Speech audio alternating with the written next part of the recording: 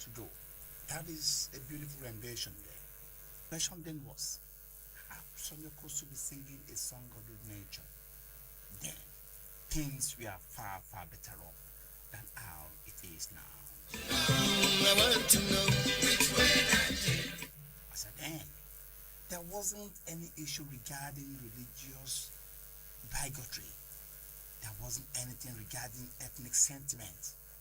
There wasn't anything regarding political diversity to the extent that it appears to me, like I've already said, it is my personal opinion that the entire Nigerian system has been divided along religious, ethnic, and political lines.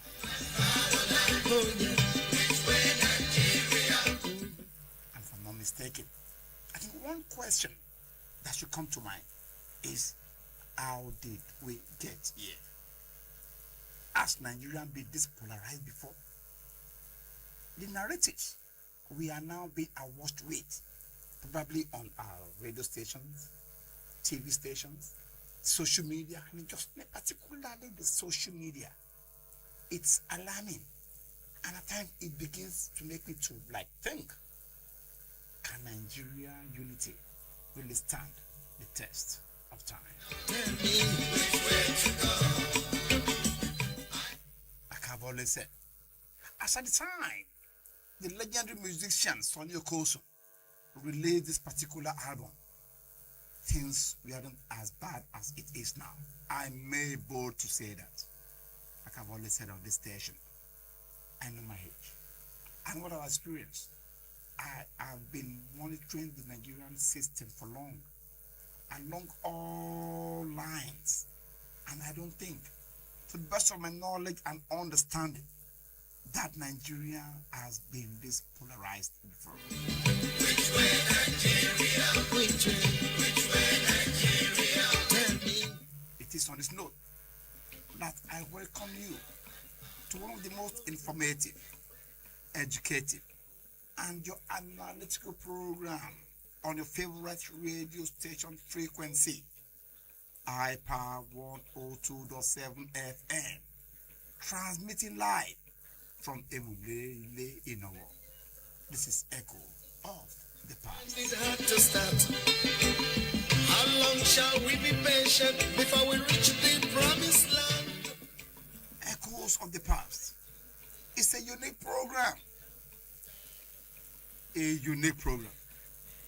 With emphasis. A unique program that takes listeners beyond newspaper headlines and calendar dates to the very heartbeat of history itself. It explores the events, decisions, personalities, and the circumstances that have shaped and continue to shape the Nigerian nation. We still find it hard to start. How long shall we... One thing that I will continue to appreciate the present administration for is the reintroduction of Nigerian history. As we all know, anybody that did not know or learn from its history is heading towards doom. I'm able to say that simply because history will make you to know where you are coming from. History will make you to know where you are standing. And history will prepare you for the future. Many years after independence, we still find it hard to start. How long shall... Like I said, Echo of the Past is a unique program that takes listeners beyond newspaper headlines and calendar dates to the very heartbeat of history itself. It explores the events, decisions, personalities, those are the decision makers, and circumstances, events, actions that have shaped and continue to shape the Nigerian nation. Many years after independence, we still find it hard to start. Through detailed analysis an historical perspective.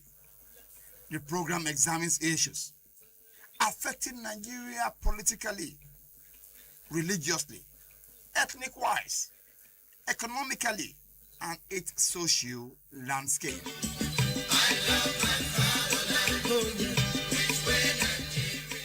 It also places under the spotlight the ideas, challenges, fragility, and the sustainability of the Nigerian enduring slogan, unity in diversity, and how this reality has influenced contemporary thinking, particularly among the younger generation.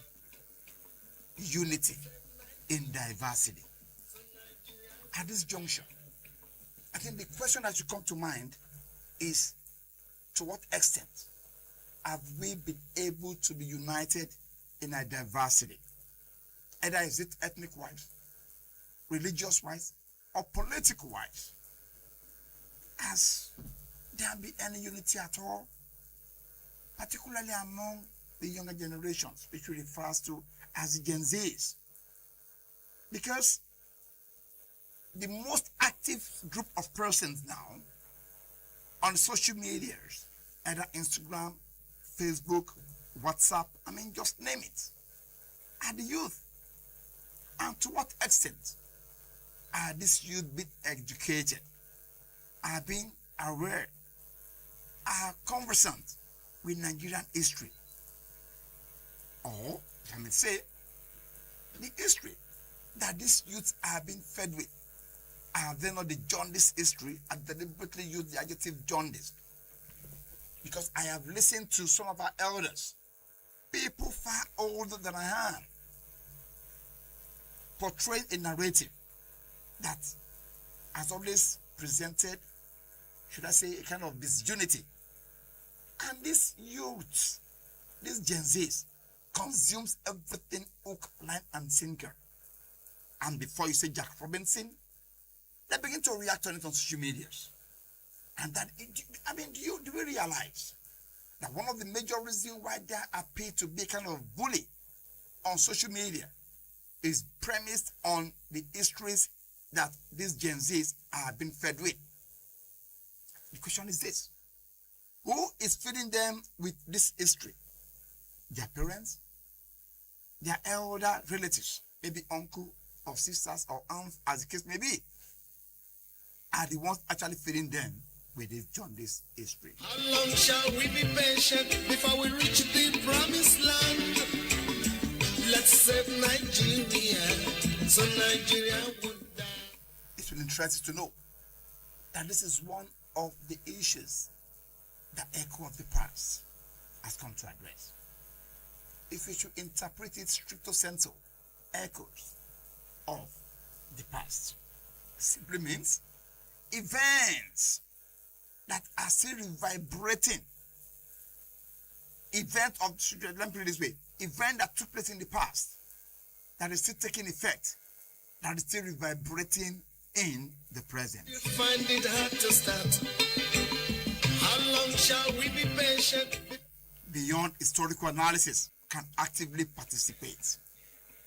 The program features a feedback segment during which listeners are invited to call in and share their views, opinions, observations, and contributions on topical issues ranging from politics, the economy, religion, security, entertainment, and other matters of public interest.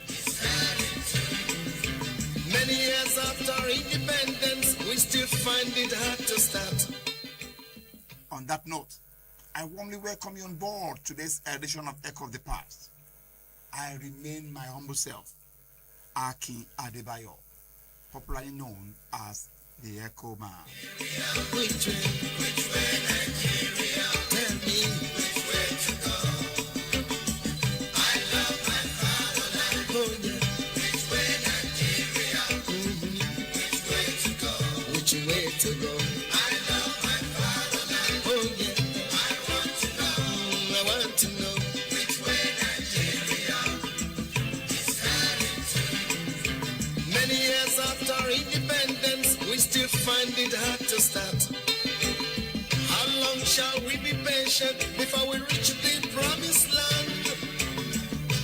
save Nigeria, so Nigeria would die. As we all know, today we shall be examining a topic of significant historical and contemporary relevance. As always, we shall trace its origin, examine its development over time, and analyze its impact on our society today. We also encourage you to stay tuned and participate during our feedback segment, where your opinions and contributions will enrich the discussion. Once again, welcome to Echoes of the Past. Shall we be patient before we reach the promised land? Which way, Nigeria? Which way? Which way, Nigeria? Tell me which way to go. I love my fatherland. Oh yeah. Which way, Nigeria? Which way to go? Which way to go? I love my fatherland. Oh yeah. I want to know. I want to know which way Nigeria is heading to. Many years after independence, we still find it hard to start. How long shall we be patient before we reach the promised land? Let's save Nigeria, so Nigeria won't die. Which way, Nigeria? Which way? Which way, Nigeria? Tell me which way to go. I love my fatherland. Oh yeah. Which way, Nigeria? Which way to go? Which way to go? I love my fatherland. Oh yeah. I want to know. I want to know which way Nigeria is heading to. Many years after independence, we still find it hard to start. Welcome back. You see, you're most listening to a program, Echo of the Past. Today, we shall be dealing with the colonial penetration, the real objective. You know, many of us has always assumed that the colonialists actually came to Nigeria to evangelize, to win souls for Christ in Christendom, particularly in southern Nigeria. And in northern Nigeria, to usher them into a religion of Islam, according to what we are made to understand. But of course, we need to examine the real objective of this colonial penetration. I'll start by saying that British penetration into what later became Nigeria did not begin as a humanitarian or civilizing nation. Rather, it was driven primarily by economic and strategic interests. The Industrial Revolution in Britain had created an enormous demand for raw materials such as palm oil, cocoa, cotton, rubber, groundnut, tin, and coal. At the same time, Britain sought overseas market for its manufactured goods. Let me put it that way, goods.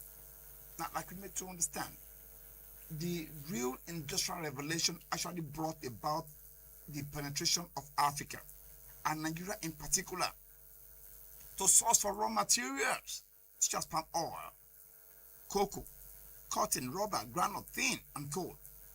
And at the same time, Britain sought overseas market. That is, after they have succeeded in harvesting or annexing our raw materials, they will now export it, now translate it into a finished product and return it back to Africa for consumption. That is the triangular trade. And do you realize, I remember discussing with a friend of mine, and I said,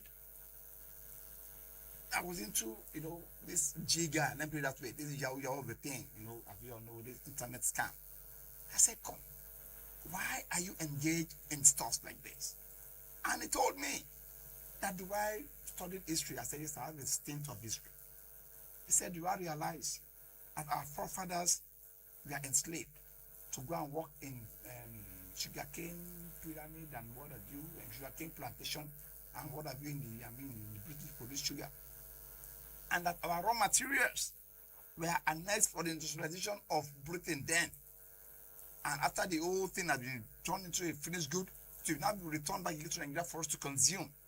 And I asked him the question, are you the one that had been commissioned by the Nigerian government to begin to expatriate the money through this means back into the Nigerian system? You couldn't answer me. These were as a result of what our youth are being fed with. Nigeria, so Nigeria won't die. Initially, British merchants established trading relationships along the coast. As competition intensified among European powers during the 19th century, Britain gradually replaced commercial influence with political control. Following the Berlin Conference of 1884 to 1885, European powers partitioned Africa amongst themselves. This is hilarious. Like the late M.K. Abiola would say, "You cannot shave my head behind my back." Lo and behold, European powers, here they are partitioning Africa amongst themselves without our consent. That is to tell you how important power is. That is to tell you how important civilization is. That is to tell you how important education is. How can some group of people sit down somewhere in Berlin, hold a conference over a particular group of people and decide to start partitioning them? Let me ask. Apart from the skin color that make the difference, if I'm not mistaken, I have not seen a different human being that's different from what is obtainable in Africa. Either human being from Asia, Europe, American, just name it. But the fact that they are white or Caucasian, as the case may be, and red Hindus in some cases, and we are black, they begin to see us as different human beings. But they've forgotten that the only difference amongst us is our civilization, our exposure, and probably education. Aside that, as they stand as a man, equally an African man stand as a man. I'm able to say, I doubt if there's any British person that can maybe have smart when it comes to spoken English. I'm able to say that. But of course, the fact that I wear a black skin has actually made me to be among the set of persons that should not be relating with the white. It could be as bad as that. This racial discrimination has eaten so deep that even in the football or sporting arena, particularly in the football, if you want to demoralize any black person, just what are you calling that person a monkey? Or maybe give a sign. But of course, let us commend the Federation of the International Football Association, FIFA, for how far they've gone ahead to make sure that this issue of racial discrimination is put to a check. But of course, as we all know, they can only try. But it has to do with the ideology. That's why I keep on saying that. That is why I keep on. In fact, I remember vividly when Barack Obama, then American president, became the president of America, the 42nd or thereabout. I actually texted him and I advised him, don't bother reading about transatlantic slave trade. Because let me tell you this, there's no person, a black man, that reads about transatlantic slave trade that will remain the same psychologically, emotionally, and mentally. It was better hard than experience. Better hard than experience. There's no person, no black person that will read about transatlantic slave trade, the way they are being treated, even right when they went on the shores, when on the deeps, on the Mediterranean, Atlantic Ocean, or the case may be, and the treatment melted out to them, even right in those farms. Like some farms are beginning to emanate now recently.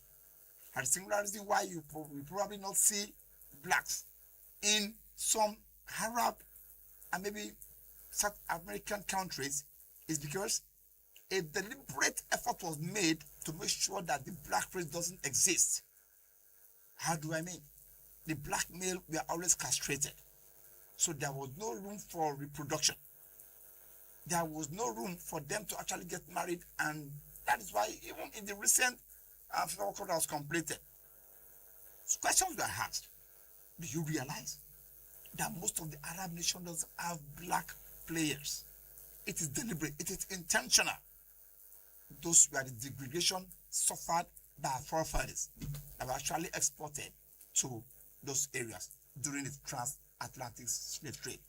I will be back in a moment. Please don't change the dial. Many years after independence, we still find it hard to start. How long shall we be patient before we reach the promised land? Let's save Nigeria, so Nigeria won't die. Which way Nigeria? Which way Nigeria? This colonial conquest was fundamental about controlling resources, trade routes, and political authority. It's on this note that I'll be bringing this topic to an end today because of our time that is far spent. I remain your humble anchor, Akin Adebayo. My appreciation goes to the general manager of this great station, in person of Engineer Paul Olotu, all head of departments, and the engineering crew that has made this program a huge success. I remain your humble host, Akin Adebayo. Bye for now. To meet again next week, another episode on your most listened to program, Echoes